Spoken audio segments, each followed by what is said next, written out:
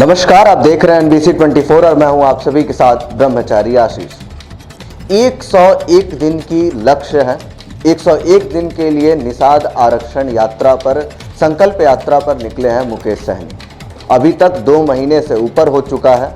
मुकेश सहनी की लगातार कोशिश है कि अपनी नाव को किसी भी एक किनारे पर लगा दी जाए, क्योंकि मुकेश सहनी इस बात को जानते हैं कि अब निषाद जो है, जब से निषाद आरक्षण की बात की है मुकेश सहनी ने, तब से निषाद जो है, निषाद समाज मुकेश सहनी के साथ है। तो ऐसे में मुकेश सहनी इंतजार कर रहे हैं कि आखिरकार अपनी नाव को किस किनारे पर लगाएं। बिहार में 2 किनारे हैं, एक तरफ एनडीए महागठबंधन और दूसरी तरफ इंडिया महागठबंधन। अब ऐसे में मुकेश सहनी की नजरें अब तक बिहार और उत्तर प्रदेश पर थी, लेकिन अब मुकेश सहनी झारखंड में भी अपनी चुनावी जमीन जो है वो तलाश रहे हैं। झारखंड के लगातार निषादों को एकजुट कर रहे हैं। तो अब कुल मिलाकर के देखें तो मुकेश सहनी उत्तर प्रदेश, बिहार और झारखंड, इन तीनों जगहों पर कहीं ना कहीं अपनी दाव जो है वो खेल चुके हैं। ऐसे में तमाम निषाद समाज जो है, जैसे लखीसराय, मुंगेर, नवादा आदि तमाम जगहों पर जब मुकेश सहनी जा रहे हैं तो जो जनसैलाब उमड़ रहा है वो साफ साफ इंगित कर रहा है कि मुकेश सहनी के साथ निषाद समाज अब खड़ा है। दरअसल मुकेश सहनी ने जब से बात की है कि दिल्ली की सरकार को हटाने के लिए गंगा मैया का वैक्सीन हमने तैयार किया है, तब से तो मुकेश सहनी के साथ पूरा निषाद समाज खड़ा हो गया। अब ऐसे में सबसे बड़ा सवाल है कि आखिरकार मुकेश सहनी को उत्तर प्रदेश और झारखंड में कौन सी पार्टी है या कौन सा दल है जो सीटें दे सकता है। बिहार में तो चाहिए ही, उसी के साथ साथ उत्तर प्रदेश में आखिरकार कौन देगा। दरअसल ऐसे में जो सबसे बड़ी बात निकल करके सामने आ रही है कि भारतीय जनता पार्टी या फिर एनडीए गठबंधन जो है वो तो बिहार में फिलहाल मुकेश सहनी को लेकर के कुछ नहीं सोच रहा। जिस तरीके से मुकेश सहनी भी लगातार केंद्र पर हमलावर हैं, ऐसे में साफ दिख रहा है कि मुकेश सहनी की भी नजरें अब एनडीए की तरफ नहीं है, बल्कि इंडिया महागठबंधन से ज्यादा आस लगाए बैठे हैं। लालू प्रसाद यादव की ही जो बोली है वो बोल रहे हैं। दरअसल मुकेश सहनी ने नवादा के एक कार्यक्रम में कहा कि लालू प्रसाद यादव, रामविलास पासवान, इन तमाम जो नेता हैं, मुलायम सिंह यादव, मायावती, इनसे सीखिए किस तरीके से यादव वोट बैंक के जरिए ये लोग जो है बिहार की सत्ता पर राज कर रहे हैं। उसी तरीके से जब निषाद समाज एक साथ अपने वोट की कीमत को समझ लेगा तो वो भी कहीं ना कहीं सत्ता पर राज करेगा। ऐसे में निषाद समाज को अपनी ओर लेकर के मुकेश सहनी अपनी राजनीतिक जमीन तलाश रहे हैं और कहीं ना कहीं तमाम जो जनसैलाब है वो साथ में भी है मुकेश सहनी के। अब ऐसे में सबसे बड़ा सवाल है कि अगर एनडीए नहीं दे सकता है सीटें, तो फिर आखिरकार इंडिया महागठबंधन क्या उत्तर प्रदेश में मुकेश सहनी को सीटें दे सकती है? उसी के साथ साथ क्या इंडिया महागठबंधन झारखंड में मुकेश सहनी को सीटें दे सकती है? अब इससे सबसे बड़ा सवाल जो है वो ये है कि देखिए, एनडीए की जो सरकार है उत्तर प्रदेश में वो बहुत मजबूत है। लगातार चाहे विधानसभा के चुनाव हो, चाहे लोकसभा के चुनाव, उसमें भारतीय जनता पार्टी तमाम जो सीटें हैं उनको जीतने की कोशिश करती है। ऐसे में मुकेश सहनी को उत्तर प्रदेश से तो सीट एनडीए गठबंधन नहीं दे सकता, क्योंकि वो सीटें बहुत अहम हैं और कहते हैं कि जो उत्तर प्रदेश का चुनाव जीत गया, यानी जो उत्तर प्रदेश और बिहार जो तमाम कुछ बड़े बड़े राज्य हैं उनका जो जीत गया तमाम सीटें, तो वो ही भारत के गद्दी पर बैठेगा। अब ऐसे में बीजेपी की सारी नज़रें उत्तर प्रदेश, बिहार और तमाम उन बड़े राज्यों की लोकसभा सीटों पर है, तो भारतीय जनता पार्टी रिस्क नहीं लेना चाहती। अब ऐसे में इंडिया महागठबंधन क्या उत्तर प्रदेश में मुकेश सहनी को सीटें दे सकती है? जी बिल्कुल, इंडिया महागठबंधन अगर कहीं ना कहीं अपने कुनबे में अगर आप देखेंगे, जा कर के आप राजनीतिक तमाम जो पहलू हैं उन पर समझेंगे, उनको देखेंगे, तो आपको लगेगा कि इंडिया महागठबंधन कहीं ना कहीं उत्तर प्रदेश में मुकेश सहनी को सीटें दे सकती है। तो ऐसे में मुकेश सहनी जो है वो एक बड़े वोट कटवा के रूप में उत्तर प्रदेश में निकल करके सामने भी आ सकते हैं। दरअसल उत्तर प्रदेश में जो पार्टी है अखिलेश यादव की, समाजवादी पार्टी, वो इंडिया महागठबंधन का हिस्सा है।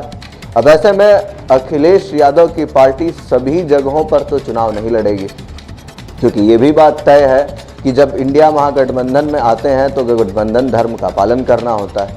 ऐसे में अगर मुकेश सहनी इंडिया महागठबंधन की तरफ जाते हैं तो उनको उत्तर प्रदेश से जो चुनाव लड़ने के कयास हैं या फिर आस है वो पूरा हो सकता है। उसी के साथ साथ झारखंड में हेमंत सोरेन जो है वो भी इंडिया महागठबंधन के हिस्सा है। उसी के साथ साथ कोशिशें की जा सकती हैं कि निषाद समाज को झारखंड में कुछ सीटें दी जाए। बिहार की बात करें तो बिहार में एनडीए लग रहा है कि स्पष्ट हो गई है कि वो अपने गठबंधन को लेकर के और छेड़छाड़ नहीं करना चाहती। दरअसल साफ स्पष्ट कर दिया गया है, जिस तरीके से जीतन राम मांझी की हम पार्टी, चिराग पासवान की लोक जनशक्ति पार्टी रामविलास, उसी के साथ साथ पशुपति कुमार पारस की राष्ट्रीय लोक जनशक्ति पार्टी और उपेंद्र कुशवाहा की राष्ट्रीय लोक जनता दल, तो ये चारों पार्टियां जो हैं वो एनडीए गठबंधन में हैं। और उसी के साथ साथ एनडीए गठबंधन सीट शेयरिंग को लेकर के भी चर्चा कर चुकी है। कयास लगाए जा रहे हैं कि एनडीए गठबंधन में मुकेश सहनी के रास्ते अब बंद हो चुके हैं। अब ऐसे में मुकेश सहनी के लिए केवल एक ही मार्ग बचा है, वो ये है कि या तो मुकेश सहनी अकेले लड़ें या फिर इंडिया महागठबंधन के साथ आ जाए। मुकेश सहनी अगर अकेले लड़ते हैं और इंडिया महागठबंधन के साथ जाते हैं तो क्या क्या हो सकता है।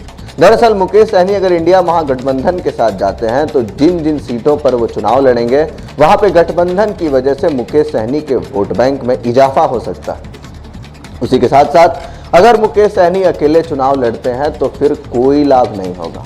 कहीं ना कहीं मुकेश सहनी एक मामूली वोट कटवे के रूप में सिमट करके रह जाएंगे, क्योंकि वोट तो काटने में समर्थ हो जाएंगे लेकिन कहीं ना कहीं जो व्यक्तिगत लाभ मुकेश सहनी को मिलना चाहिए जो वोट बैंक के हिसाब से, वो नहीं मिल पाएगा, सीटों के हिसाब से नहीं मिल पाएगा। अब ऐसे में मुकेश सहनी की लगातार नजरें इंडिया महागठबंधन पर टिकी हुई हैं।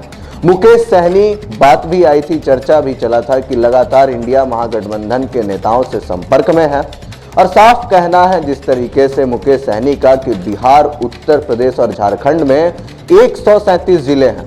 अब इन 137 जिलों पर मुकेश सहनी की नजरें टिकी हैं कि कहां कहां पर निषाद वोट बैंक है। निषाद वोट बैंक के साथ लालू प्रसाद यादव के पद चिन्हों पर चलते हुए मुकेश सहनी भी बिहार की राजनीति में एक बार फिर से सक्रिय होने में कोई कसर नहीं छोड़ रहे हैं। जिस तरीके से लालू प्रसाद यादव गरीब गुरबों को जाकर के कहते थे कि एक वक्त का रोटी मत खाइए लेकिन अपने बच्चों को पढ़ाइए, उनके भविष्य को बनाइए, शिक्षित कीजिए, ठीक उसी तरीके से यही बोल मुकेश सहनी भी बोल रहे हैं। नवादा में उन्होंने कहा कि अपने बच्चों को पढ़ाइए, अपने बच्चों को शिक्षित कीजिए। 137 जिलों में एक भी कलेक्टर, वीडियो, उसी के साथ साथ सीईओ, तमाम अधिकारी, एसडीएम, डीएम हमारे नहीं हैं। तो ये आखिरकार क्यों नहीं है? ये नहीं है क्योंकि हम लोगों को आरक्षण नहीं मिला है। गंगा मैया की कसम खिलवा करके वोट बैंक को अपनी ओर तो करने में कारगर हैं, लेकिन मुकेश सहनी को अपनी नाव किसी किनारे पर पार लगानी होगी।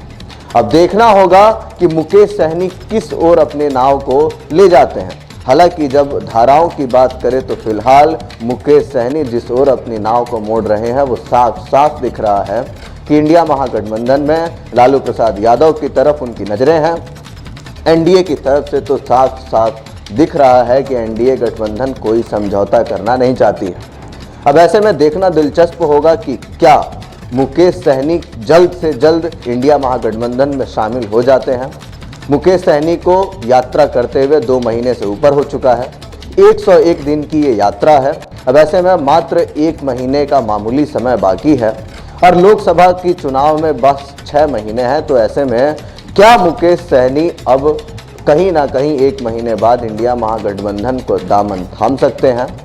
मुकेश सहनी को उत्तर प्रदेश में सीटें दी जा सकती हैं, झारखंड में भी कोशिश की जा सकती है, बिहार में भी कुछ सीटें, 1 सीट तो कम से कम दी ही जा सकती है मुकेश सहनी को। अब ऐसे में कौन कुर्बानी देगा ये भी देखने वाली बात है। हालांकि इंडिया महागठबंधन खुद सीट शेयरिंग को लेकर के दांव पेच में फंसी है। अब तक कुछ समझ नहीं आ रहा है इंडिया महागठबंधन को कि किस तरीके से सीट का बंटवारा किया जाए। एक तरफ कम्युनिस्ट पार्टी है, फिर उसी के साथ साथ आरजेडी और जदयू एक साथ हैं और उसी के साथ साथ कांग्रेस है। अब ऐसे में जदयू 16 सीटिंग एमपी वाली पार्टी है, तो उसका कहना है कि अगर हम 16 पे हैं तो हम 16 सीटों पर लड़ेंगे। तो फिर राजद उससे कम नहीं है। राजद को भी उतना ही चाहिए जितना जदयू को। तो आखिरकार समझौता कैसे होगा? 16-16 हो गए 32। बिहार में सीटें हैं 40। अब ऐसे में मात्र 8 सीटों में कांग्रेस, भाकपा माले, उसी के साथ साथ मुकेश सहनी, इन तमाम आंकड़ों पे कहीं ना कहीं अभी नजरें हैं सबकी। अब देखना होगा कि क्या कौन कुर्बानी देगा और मुकेश सहनी कहां पर फिट बैठ रहे हैं। बाकी के अपडेट्स के लिए बने रहिए NBC 24 पर। धन्यवाद।